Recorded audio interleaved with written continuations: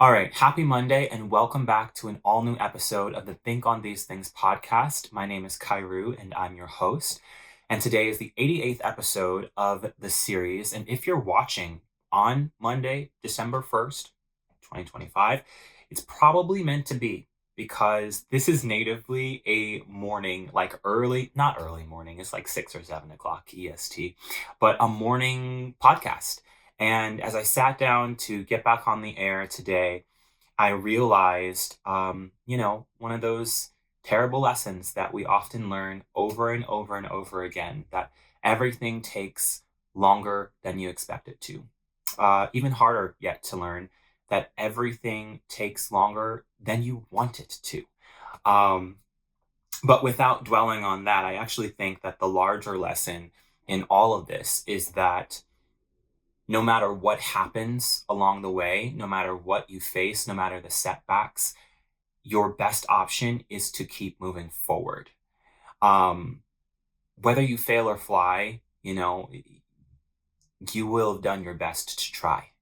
Let me say that again, because that was like, that's not like something I grew up on. Whether you fail or fly, you will have done your best to try. And it's also not something I was planning to say today, but I will be writing that down.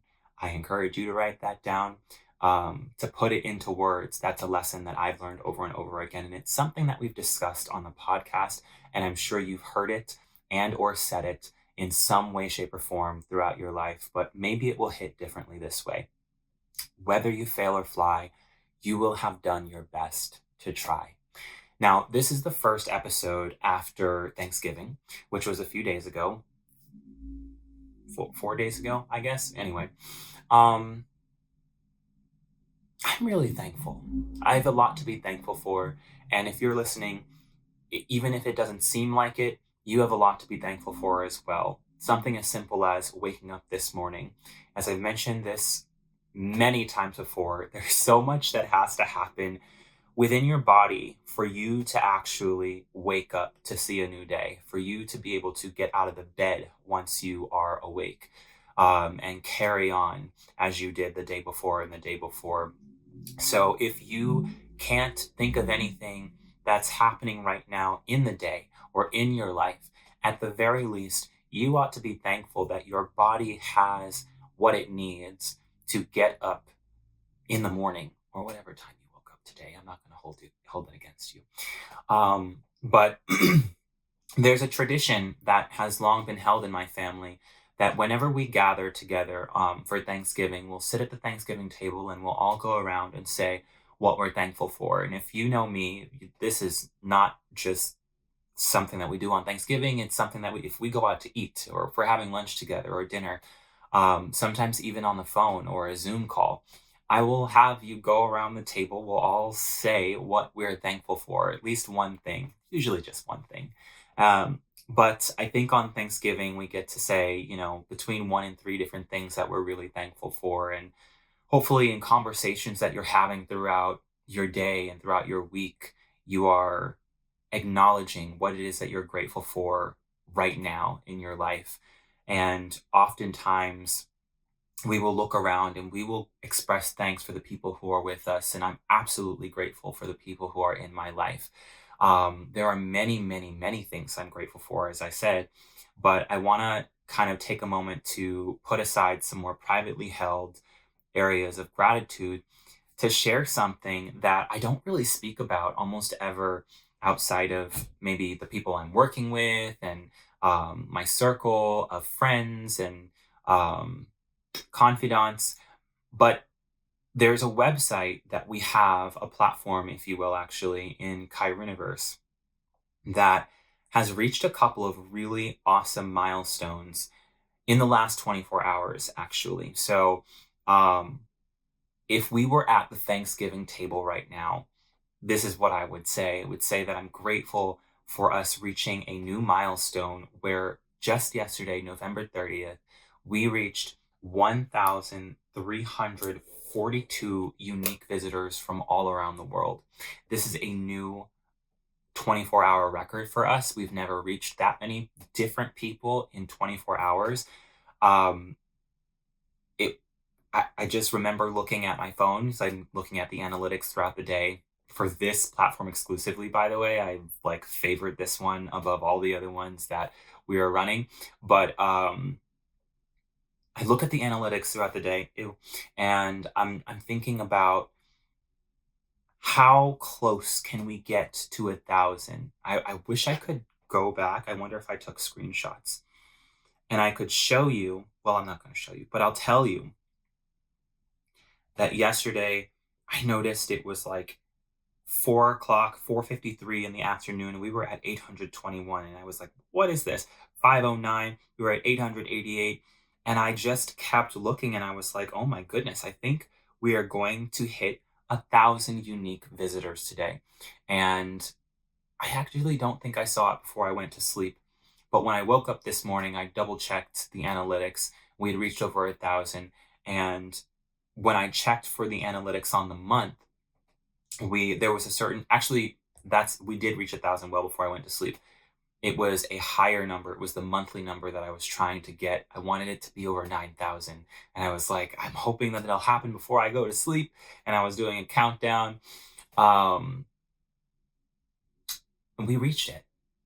And it's not our first time hitting 9,000. We had, over 10,000 unique visitors in the month of October, which was a huge feat for us, and that was a massive milestone. But a stretch goal this month was to get over 9,000, and we ended up doing it right in the nick of time. And we collected that feat along with a 24-hour feat. And the reason that this is what I wanted to share is because there's something really powerful about learning whether or not what you are doing makes a difference, whether or not what you are doing is of use or of value or holding potential for not just you and not just the people that you're working with, but also the people that whatever you're building is intended to serve.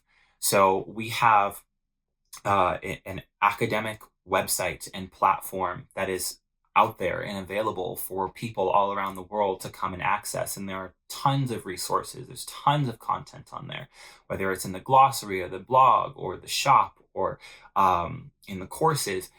People are coming from Brazil, from Singapore, from Thailand, from New Zealand, from New Jersey. Well, obviously that's not a country, but you get my point. They're coming from all over the world to take advantage of the resources that we have developed. And I know I have notes I want to say like more about this and keep this show on track, but I'm just so blown away by how this platform has grown over the years and in recent months, how it has taken shape in a way that I used to dream about. And it's actually helping people. And it's not just, you know, it's not self promotion. It's not, for anyone's ego. It is literally about creating a resource that people can rely on. And they have decided not only to come to this website the first time that it showed up, or the second time, or maybe even the 10th time, but they've decided to come back. We can see that people are coming back daily to use this website as a resource. And not only that, we're also still adding to the fold every single day. So yesterday was our first day getting over 1,000 unique visitors to the website, selfexploration.academy. And today is our second day in a row, and our second day ever, also hitting that milestone of 1,000 plus unique visitors. So we'll see where it lands. This month, we're going to get our first 24-hour period with over 2,500 visitors. I'm claiming it now. So meet me here at December 31st or January 1st, if I'm even recording the podcast on those days, and we'll see about that declaration. Now, before I move on, we're like 10 minutes into the episode. I want to do what we always do, and I want to open up the Book of Positive Affirmations. So if you don't have the book, you can go to www.madeupmind.org and purchase a book. There's tons of free content on that website about mental wellness, clarity, and confidence. But you can go ahead and purchase this book for a nominal fee. I promise you it is going to be a very valuable resource in your life. We're going to read through one affirmation today, and I'm going to reflect on it a little bit, talking a little too fast. But good thing you can control the speed of the video, right? Or the audio. Anyway, today we're going to chapter 3. If you do have the book, you can open it. The chapter, Grow Yourself. And then we're going to go to day 4. So the affirmation reads as follows: The joy in me is a source of strength. I'll read it again. The joy in me is a source of strength. The joy in me is a source of strength.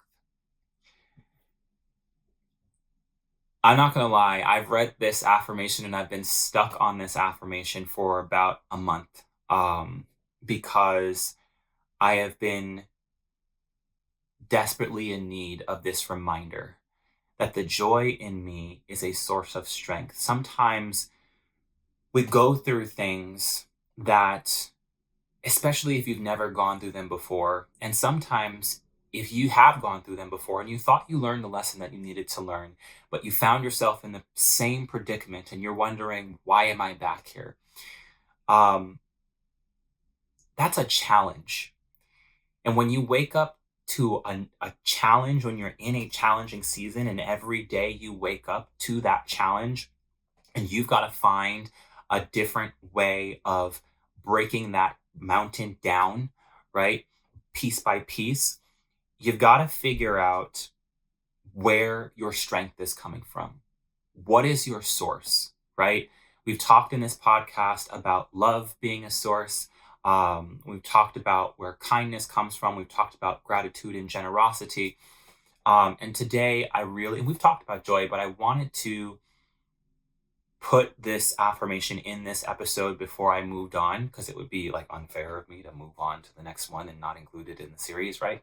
But I wanted to include this one in today's episode because I have stuck to my guns about finding strength and joy, and it has always served me well. It has never failed me. You do not gain strength from leaning in to your dismay. You don't gain strength. You should acknowledge if you are dismayed. You should acknowledge if you are disgruntled. I was at the laundromat the other day and I was on the phone with my family and I said, I am waiting for a dryer to open up and I am waiting begrudgingly. My mother said, you don't have to be begrudging.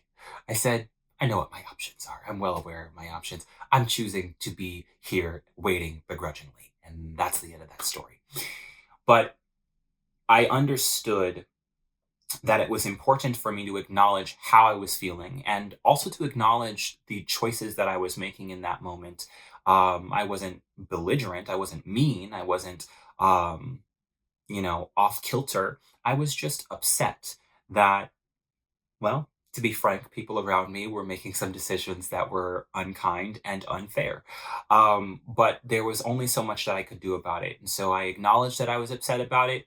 And I also decided that I would wait because I still needed to go and finish what I went there to accomplish.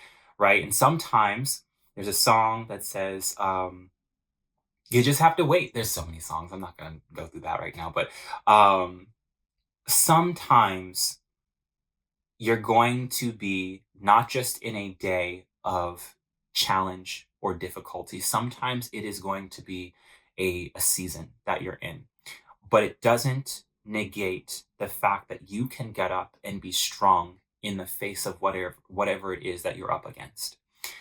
I'm going to go back to the Self-Exploration Academy to use that as an example. I started Self-Exploration Academy in 2021. That's when I came up with it. That's when I launched the research and development and established the platform. It's been 4.5 years, I want to say. I think it was April 2021. I'd have to go back and check my notes.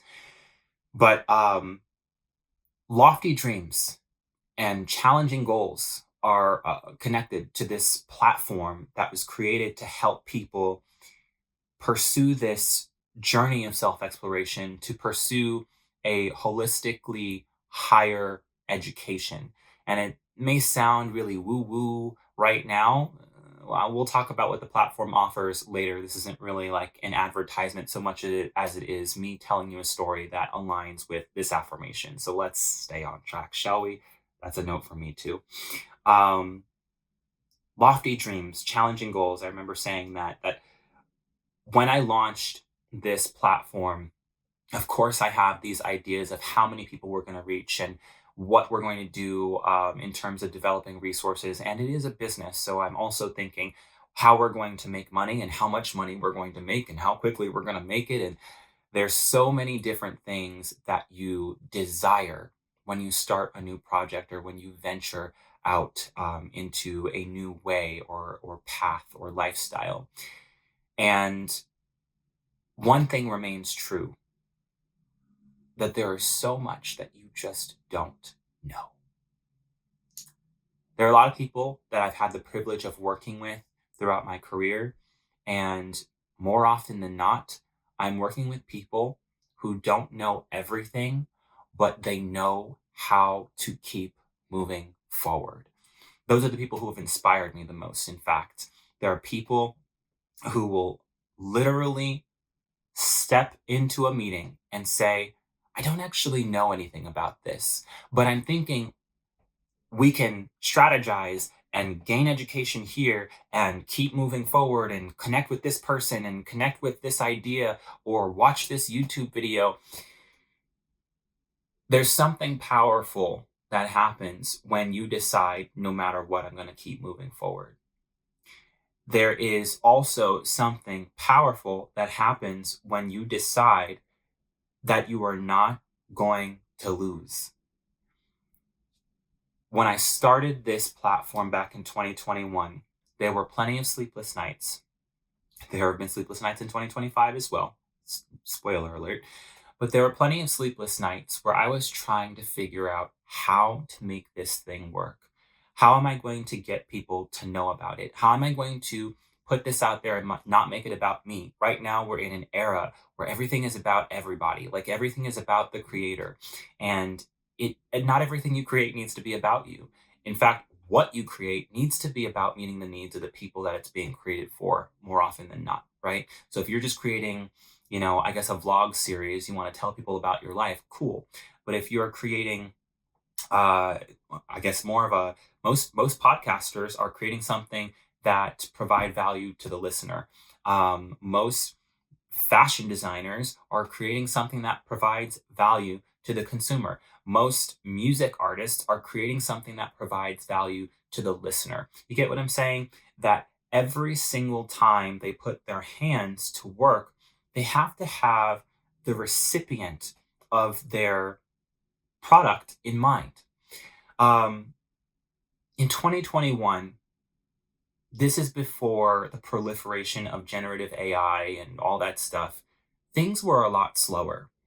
And in order to learn different formulas and different lines of code, and I'm not a huge coder, but there are some things that you want it done right, you got to do it yourself. You can't just rely on Squarespace or Wix or whatever platform you're using, right? So I spent those sleepless nights learning, making no money, spending a lot of money, by the way, and a lot of time just investing in understanding how I can make this work and how I can make it worthwhile once it works. So I remember doing all of that work. And I remember when we launched the website and when we had, 100 visitors in a week for the first time, and we had usually maybe 1,000 and 3,000 visitors per month. And when we started to hover between maybe 3 to 5,000 visitors a month, and then recently when we broke through, and we really broke through. I mean, I think September was probably 5,000 unique visitors, and then October all of a sudden was twice as many visitors. And then, November. And in December, we're going to far surpass 10,000 unique visitors. And I'm excited to see where things go from there. But if you put things in context, there are nearly 1.5 billion websites online. And I'm going to bring this full circle in a moment because I know I talked about waking up in a season of challenge and all that stuff. But there are 1.5 billion websites online today, and that is a round up. It's really closer to 1.3 probably.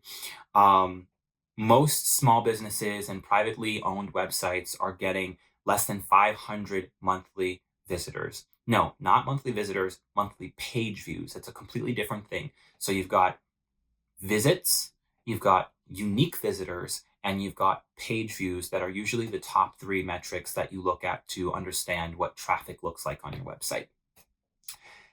I've worked with several clients over the years. Most small business owners are too afraid to invest in a strategy that actually produces results. So they will tell you, oh, and I can't tell you how many times I've heard this. We don't need all that. We don't need all that energy invested here. We don't need to spend any more time. You know, those SEO actions are like extra steps that they're filler. They're just there to make you feel good. They don't believe in a well structured and thorough strategy when it comes to website, mostly because they have no idea how any of that stuff works. And they also don't understand that stuff takes time. We have $0 in our advertising budget. We don't spend any money on advertising. We didn't go from 0 to 10,000 unique visitors overnight, but we also didn't go from 0 to 10,000 without any strategy. So there's a very well vetted strategy that led us to where we are. And I had to fight tooth and nail to bring us to where we are today. Not only have I had to fight off all the stupid statements that were made by people who just, most of them, they didn't know any better. God bless you, all of you beautiful people. Hope you're doing well. You know, obviously, hope your business is doing well. But the reality of it is, you still have terrible website traffic because you don't understand how it works and you're not willing to trust in what it can do. If I had given more authority to what they had said to me and about what I am an expert in, I wouldn't be here today. I wouldn't have had this success. I wouldn't be reaching this many people all around the world. What I'm saying is, I knew what I was excited about, what I was passionate about, and what I was good at. And I locked in and I made it happen. And I think that a lot of times people get frustrated because they're so surrounded by naysayers and people who will discourage them at every turn that they can. But when you really decide to lock in and you say, no, this is where I'm good. This is what is good. This is what is right for me. That's where you find you will thrive, even when it's hard. Um, I took some time. It's a lot of activity out there. Well, the mic died, so we can't do anything about that. I can't find my mouse, and it's really driving me nuts. Okay, so most businesses, yes, they stay stuck not just under 500, but they stay stuck in the low hundreds because they're afraid to invest in real strategy, as I mentioned before. So imagine how grateful I was when I found a strategy that brought every single one of our websites over 1,000 unique visitors per month. But then I was like, well, that's not enough. Obviously, there are so many different reasons why this is not a business podcast, but we had to get really clear about what our strategy was. And not only was it sometimes clients, and you got to stop telling all your family and friends what you're doing in terms of what you're building, because if they don't understand, they might cast doubt on it, they might poo poo it. It's not necessarily something that you need in your headspace or in your spiritual space either. So be mindful about the proximity that you're giving to people, even those who are closest to you physically and in your relationships. Um, but what I was going to say was that we got over 1,000. I knew we needed more. I wanted to be really steadfast. And so not only was it clients, and not only is it, of course, personal people, but even people that you hire, people who you're working alongside to help build this process or this platform. You've got to be mindful about who you're bringing into the fold. A lot of people, if they don't see it, they won't get it. And so there's two things that you have to be mindful of there. You have to be able to communicate. It is really important to me that I'm able to communicate clearly to my team, to my clients, to my family and friends. If you're not able to clearly communicate what it is you're working towards or what it is that your team member is working towards, that's your fault. It's nobody else's fault. If they aren't interested, if they're not passionate, if they're not engaged, it's not because they hate you and they hate what you're working on and they just want to take all your money. No, you have failed to present what it is that you are working with them to create. They have nothing to engage with. They have no reason to stay enthused or to lock in or to meet any of their commitments because they don't even know what they're committing to. So that's number one. But number two, when you know that you've made it plain, when you've laid it all out, when A to B is connected and there's no engagement and there is a lot of detraction, you got to be mindful and you need to make decisions and you need to be able to communicate effectively.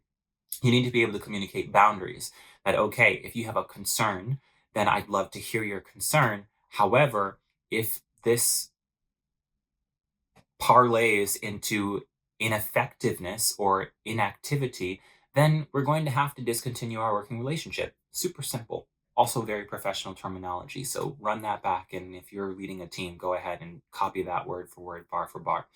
Anyway, my point is, I knew what it was that I wanted to work towards. And there were a lot of frustrating interactions that played a part in getting us here. But without those challenges, without people pushing back, without different ideas bombarding my space, I wouldn't have been able to definitively say, this is the way, this is the goal, this is the mark, this is what we're pressing toward, and we will not relent. And I was so excited.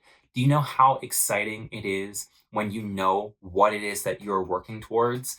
There's nothing like having a sense of direction that gives you a sense of resolve, a sense of clarity, a sense of confidence, a sense of excitement that you can lean into, that you wake up in the morning and you have a reason to get out of bed. You have a reason to accomplish something new, to learn something new, and put it to work towards whatever it is that you're trying to accomplish.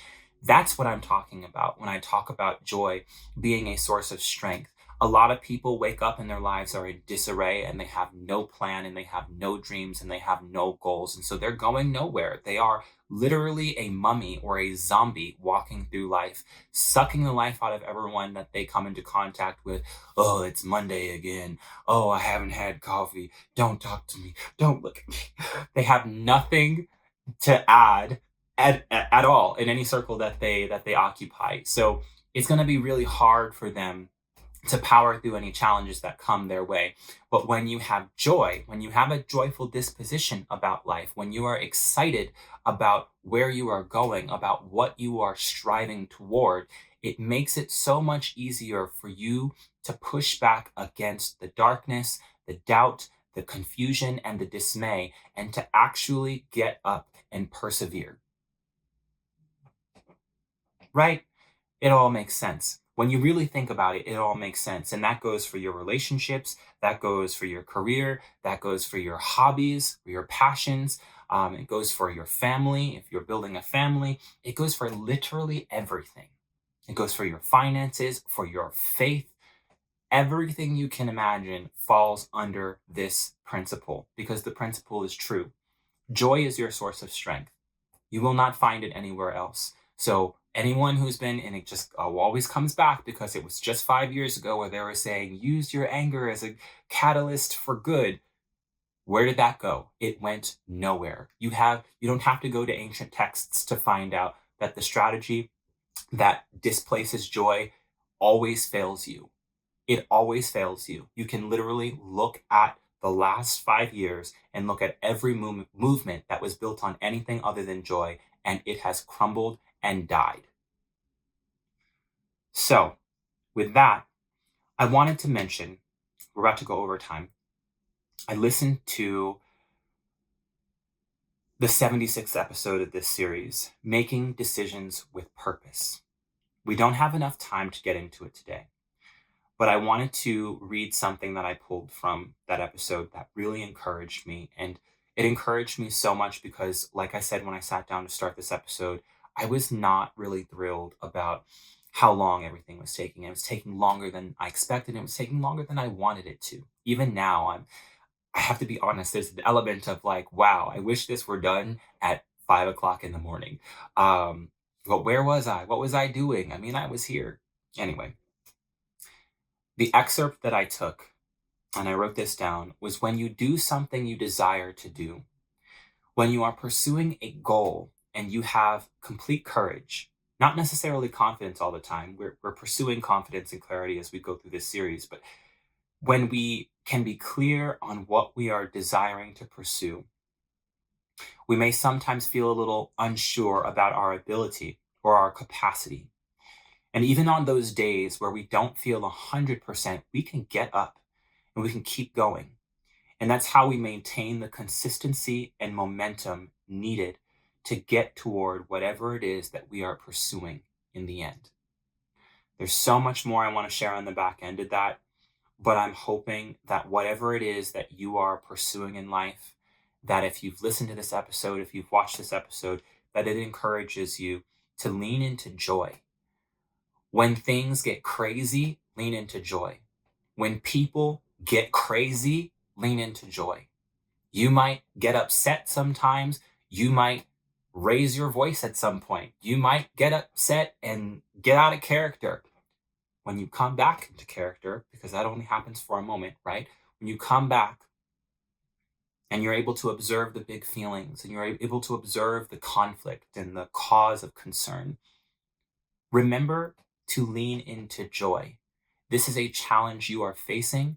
Challenges and trials, they come to make us stronger. They come to strengthen you. Why is it something that can strengthen you? Because it can remind you to return to the source. Return to the source of your strength. The source of your strength is joy. If you are leading with anything that displaces joy, you will lose. You will fail, you will lose, and that's not who you need to be. So I want to encourage you, lean into joy. That's where your strength is going to come from in the good days, in the rough days, and in everything between. And until the next episode, just keep going. I don't really have a sign off, right? Other than love you. Peace.